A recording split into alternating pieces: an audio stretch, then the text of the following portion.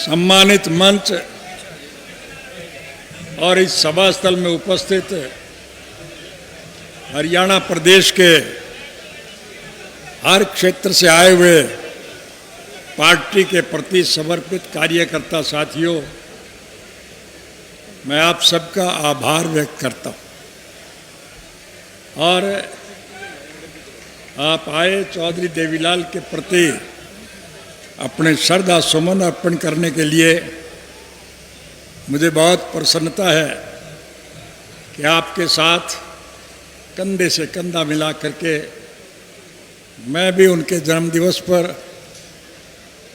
उनको समर्पण भाव से सम्मानित करूंगा और आपको ये वायदा दिला करके जा रहा हूं कि आप लोगों के सहयोग और समर्थन से जब हरियाणा प्रदेश में आपकी पार्टी की सरकार बनेगी, जो पूर्ण रूप से निश्चित, आज हर आदमी की ज़बान पर एक बात है कि जब भी चुनाव होंगे हरियाणा प्रदेश में इंडियन नेशनल लोकदल पार्टी की सरकार बनेगी।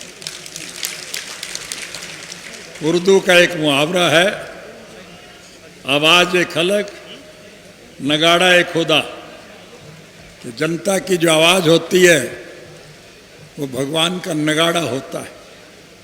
निश्चित रूप से आपकी सरकार बढ़ेगी और सरकार बनने के बाद मैं आपकी सारी दुख तकलीफ और मुसीबतों का निवारण करने का काम करूंगा।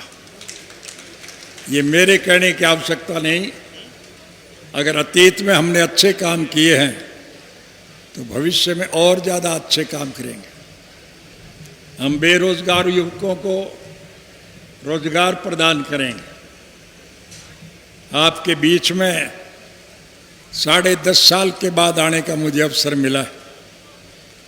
कांग्रेस पार्टी की सरकार ने एक साजिश और षड्यंत्र करके मुझे 10 साल के लिए जेल भिजवाने का काम किया और फिर मेरी गैर हाजिरी में एक दुष्प्रचार किया कि अब चौटाला तो जेल में मरेगा और इंडियन नेशनल लोकदल पार्टी समाप्त हो जाएगी। आप बधाई के पात्र हैं कि मेरी गैर हाजिरी में आपने संगठन को पहले के मुकाबले में ज़्यादा मजबूत बनाया। मैं आपसे उम्मीद रखता हूं कि आज आपके संगठन की मजबूती की बहुत आवश्यकता है। ये जन सम्मान इस बात को प्रमाणित करता है कि आपने निश्चित रूप से इस भ्रष्ट और करप्ट सरकार को बदलने का मन बना लिया। जेल से रिहा होने के बाद पहली दफा मुझे उन साथियों का आभार करने का अवसर मिला जो पिछले 10 महीनों से किसान के हितार्थ आंदोलन में जूझ रहे। दिल्ली के बॉर्डर पर सड़कों पे बैठे, गर्मी सर्दी की परवाह किए बिना, बारिश की परवाह किए बिना भूखे प्यासे किसान आज आपके अधिकारों के लिए संघर्ष में जूझ रहे। और मुझे गौर से देखने का अवसर मिला कि उस संघर्ष में केवल किसान ही नहीं, आज 36 बिरादरी के लोग शामिल हैं। हिंदू, मुसलमान, सिख, ईसाई, हरिजन, बैकवर्ड, व्यापारी, कर्मचारी, कारखानेदार और मजदूर, किसान और कमेरा, 36 बिरादरी के लोग इस कुशासन का अंत करने के लिए मन बढ़ाए बैठे। उनकी भावनाओं को क्रियान्वित करने के लिए आप सबकी जिम्मेवारी बन जाती है कि आप संगठन को पहले के मुकाबले में और ज़्यादा मजबूत बनाएं। संगठन जब मजबूत होगा तो निश्चित रूप से आपकी सरकार बनेगी। अभी हरियाणा प्रदेश में ऐलनाबाद के विधानसभा क्षेत्र की सीट खाली है। भारतवर्ष के संविधान के मुताबिक अगर कोई सीट खाली होती है तो उसका चुनाव 6 महीने के अंदर अंदर कराना पड़ता है। लेकिन सरकार इस डर से उस चुनाव को टालती जा रही है कि सरकार में तुम्हारी हार होगी, इसलिए वो इस चुनाव को टाल रहे हैं। लेकिन बकरे की माँ कैथा और टालेगी, आखिर तो चुनाव कराना ही पड़ेगा। और जब चुनाव होंगे तो फिर निश्चित रूप से आपकी पार्टी का प्रत्याशी दूसरे सभी प्रत्याशियों की जमानतें जब्त कराने का काम करेगा। आपका आंदोलन सफल होगा। इस देश में किसानों के अधिकारों की लड़ाई के लिए इससे पहले भी 4 किसान आंदोलन हुए। वर्ष 1907 में पगड़ी संभाड़ जट्टा के नाम पर एक आंदोलन चला था, उसे बहुत कामयाबी मिली थी। सन 1917 में बिहार का चंपारण आंदोलन भी इस बात का प्रमाण है कि किसान वर्ग के लोग आज अपने अधिकारों के लिए पूर्ण रूप से सजग हैं। 1918 में गुजरात का खेदा आंदोलन और वर्ष 1928 में गुजरात का बारडोली आंदोलन इस बात का प्रमाण है कि सभी आंदोलनों में किसानों की जीत हुई। निश्चित रूप से इस आंदोलन में आपकी जीत होगी। इसलिए मैं आप सबसे निवेदन करूंगा कि संगठन को मजबूत बनाओ। जात बड़ी नहीं होती, जमात बड़ी होती है। और जमात जब बड़ी होगी तो फिर निश्चित रूप से परिस्थितियां आपके अनुकूल होगी। सरकार आपकी बनेगी और जब आपकी सरकार बनेगी तो देसी भाषा में आपको एक बात कह के जा रहा हूँ, राज बना लो फिर थारे सारे खोट में काट दो, कोई दिक्कत और कठिनाई नहीं। 3210 बच्चों को नौकरी देने के नाम पर मुझे 10 साल की बजाय 10.5 साल जेल काटनी पड़ी थी। अब के मैं आपसे वायदा करता हूँ कि सरकार बनने के बाद हम हर पढ़े लिखे युवक को उसकी योग्यता के मुताबिक सरकारी नौकरी देंगे। चाहे कोई हिंदू है, सिख है, मुसलमान है, ईसाई, चाहे हरिजन है, चाहे बैकवर्ड है, चाहे व्यापारी है, चाहे कर्मचारी है, चाहे मजदूर है या किसान है, चाहे किसान है या कमेरा है, हम सबको उसकी योग्यता के मुताबिक नौकरी देने का काम करें। और गांव का और शहर का जो कोई आदमी अच्छे पद पर बैठेगा फिर वो गांव की भलाई की बात सोचेगा कि नहीं सोचेगा। इसलिए योग्य लोगों को अच्छे पदों पर बिठाने का काम हम करेंगे। चाहे उस योग्य बच्चे के माँ बाप ने किसी कारणवश मजबूरी में आके वोट कहीं भी दिया हो, हम इसमें वोट की राजनीति का दखल नहीं माने। किसी योग्य माँ बाप के गलत निर्णय की वजह से उसको सजा मिले, हम इसके पक्षधर नहीं हैं। हम हर बच्चे को नौकरी देंगे, चाहे मुझे बाद में फांसी टूटना पड़े, मुझे उसकी कोई चिंता नहीं है।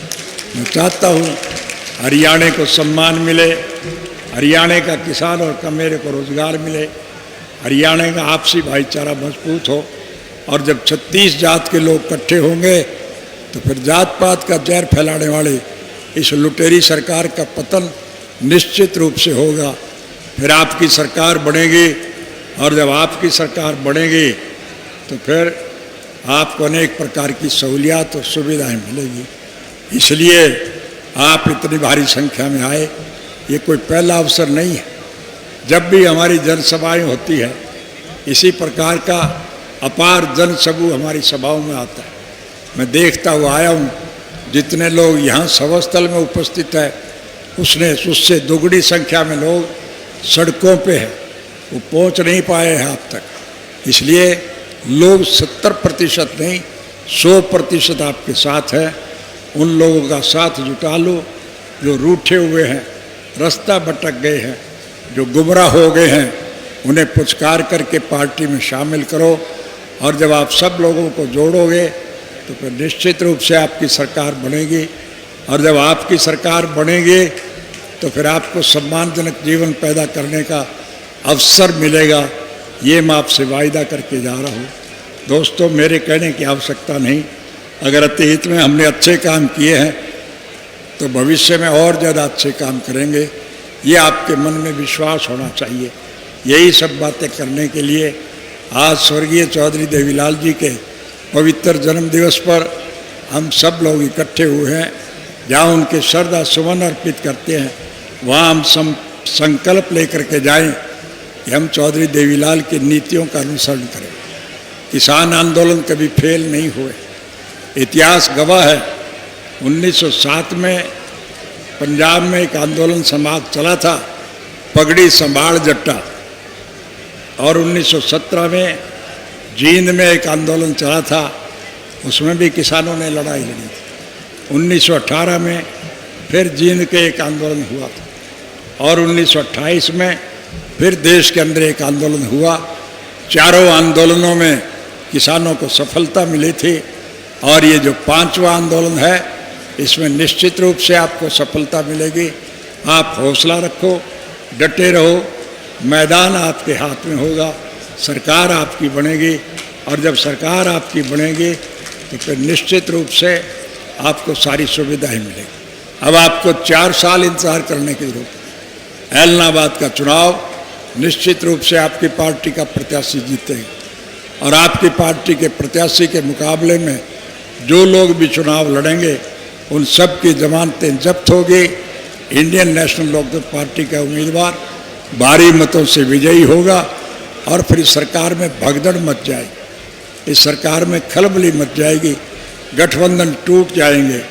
जो इनके चुने हुए साथी हैं वो इनको छोड़ करके हमारे साथ शामिल हो जाएंगे और जब सरकार अलगमत में रहेगी तो फिर निश्चित रूप से मध्यावधि चुनाव होंगे और मध्यावधि जब चुनाव होंगे तो फिर हरियाणा प्रदेश में आपकी सरकार बनना निश्चित है।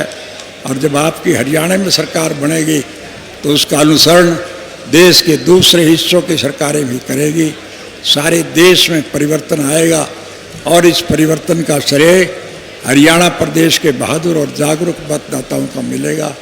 इसलिए आपसे एक ही निवेदन करूंगा कि आप चौधरी देवीलाल जी के नक्शे कदम पर चलते हुए उनको हर प्रकार का सम्मान प्रदान करें, उनको श्रद्धा सुमन अर्पित करें और उनकी नीतियों का अनुसरण करते हुए संगठन को मजबूत बनाएं। यही आग्रह करने के लिए आज आपको निमंत्रण देकर के यहाँ बुलाया।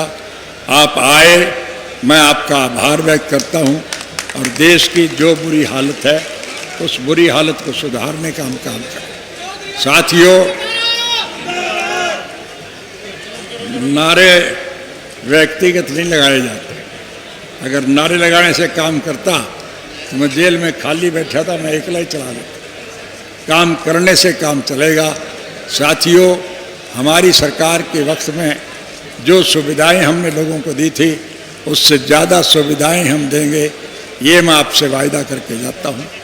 आपके कर्जे माफ़ होंगे, आपको रोजगार दिया जाएगा, आपका व्यापार बढ़ेगा, कारखाने पुनः चालू किए जाएंगे और लोगों को सम्मानजनक जीवन व्यतीत करने का अवसर मिलेगा। यही कुछ बातें करने के लिए आपको निमंत्रण देकर के यहाँ बुलाया। आप आए, मैं आपका आभार व्यक्त करता हूँ। और एक बात आपसे खास तौर से कहना चाहूँ, आज सारा देश महात्मा गांधी को किस नाम से याद करता है आपको ज्ञान? महात्मा गांधी को सारा देश राष्ट्रपिता के नाम से याद करता है कि नहीं करता? और चाचा नेहरू को ये देश, पंडित जवाहरलाल नेहरू को ये देश चाचा नेहरू के नाम से याद करता है। इसी प्रकार से चौधरी देवीलाल जी को ये देश ताऊ के नाम से याद करता है और ताऊ की भूमिका अच्छे ढंग से रही है। हम अपने बचपन को याद करें, हमारे किसी काम की सज़ा अगर हमें मिलती तो पिताश्री हमारी मदद नहीं करते थे, चाचा भी मदद नहीं करता था, लेकिन ताऊ के पास जब आप जाते थे तो फिर ताऊ हमें सम्मान दिया करता था, और उसके लिए अगर आर्थिक संकट था तो चांद तोड़ करके भी पैसे ला करके वो हमारी मदद करता था। आज समूचे राष्ट्र के स्तर पर ताऊ की उपाधि एक सर्वश्रेष्ठ उपाधि है, इसलिए ताऊ के सम्मान में हम सब लोग यहाँ आए। आपका पुनः आभार व्यक्त करता हूँ। आप सबका बहुत बहुत धन्यवाद।